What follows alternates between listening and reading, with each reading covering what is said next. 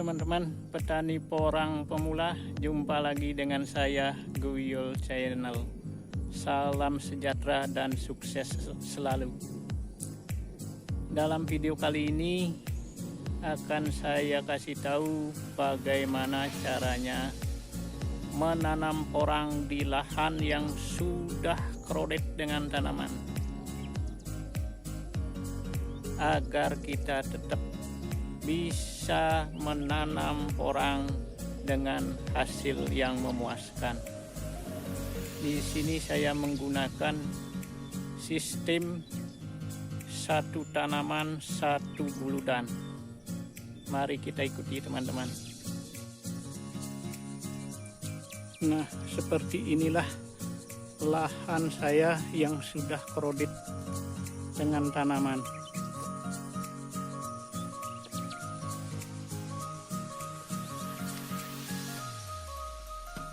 Ini kalau kita menanam porang, itu adalah tanah yang gembur.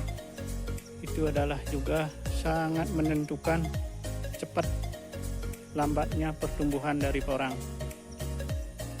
Makanya kita kalau lahan sudah krodit seperti ini, sudah tentu tanahnya sudah padat. Bahkan keasaman tanah juga sudah tinggi. Maka perlu kita buat buludan. Kalau kita membuat buludan di lahan seperti ini, kita tidak bisa membuat buludan secara melajur atau memanjang, karena akan mengganggu akar-akar tanaman yang sudah ada. Makanya saya gunakan sistem satu buludan satu tanaman. Nah, seperti ini.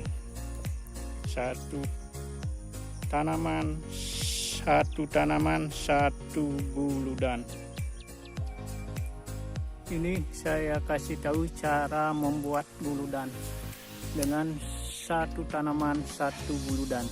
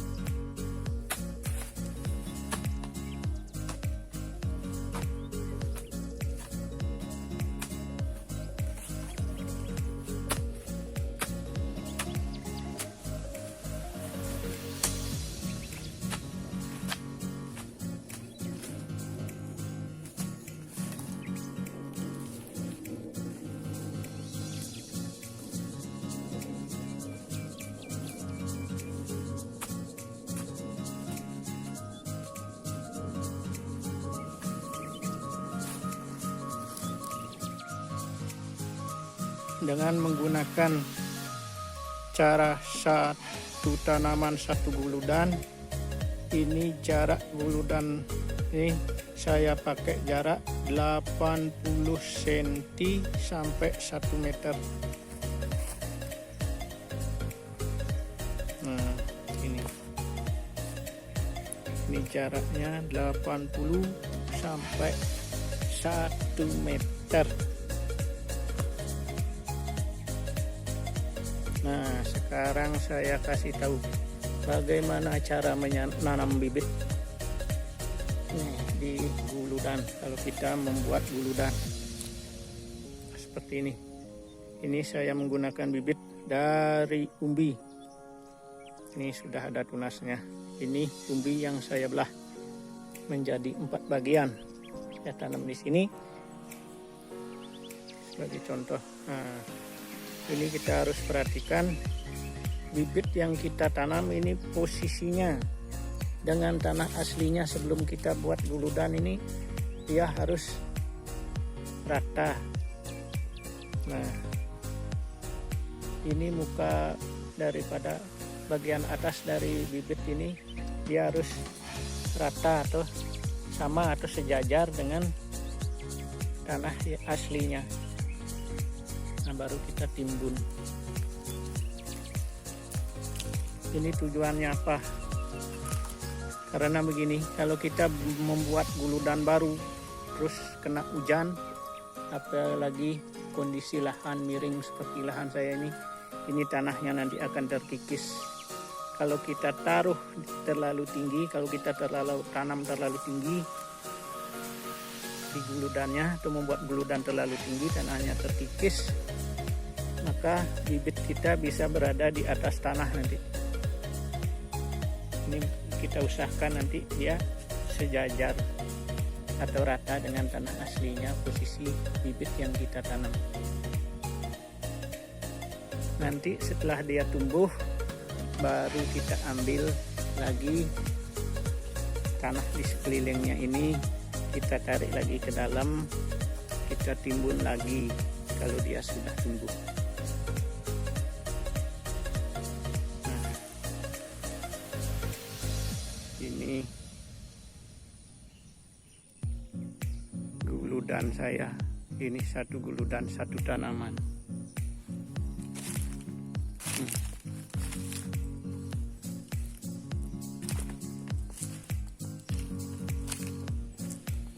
Ini kalau kita membuat guludan ini kita juga bisa fungsikan untuk pendederan bibit.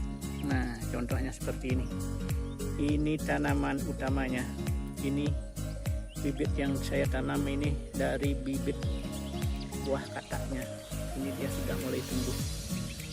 Tapi di guludan ini saya titip bibit yang saya buat atau bibit dari biji buah porang. Karena dia tumbuhnya terlalu kecil, makanya saya deder dulu di sini. Saya titip dulu di guludan saya ini 1 atau 2 musim. Nanti baru saya ambil lagi, saya pindahkan ke tempat tanaman produksinya nanti. Nah, seperti ini teman-teman. Ini kalau kita membuat guludan bisa kita fungsikan juga untuk pendederan bibit. Ini kita bisa mengirit atau menekan biaya perawatannya, karena sekali kita merawat tanaman utamanya terawat, bibit kita juga terawat, bibit yang kita titip di sini. Demikian juga pemupukannya. Kalau kita memupuk tanaman porang atau tanaman utamanya ini bibit kita juga kebagian. Itulah. Nah, seperti ini tuh. Semua guludan saya ini saya titip pendederan bibit saya yang dari biji buah porangnya atau biji bunganya, juga ada yang menyebut biji bunganya. Kalau saya biji buahnya.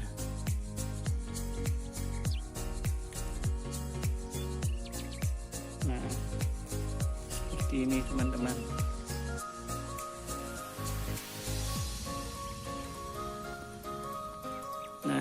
Demikianlah video saya kali ini teman-teman. Mudah-mudahan ada manfaatnya buat teman-teman petani porang pemula.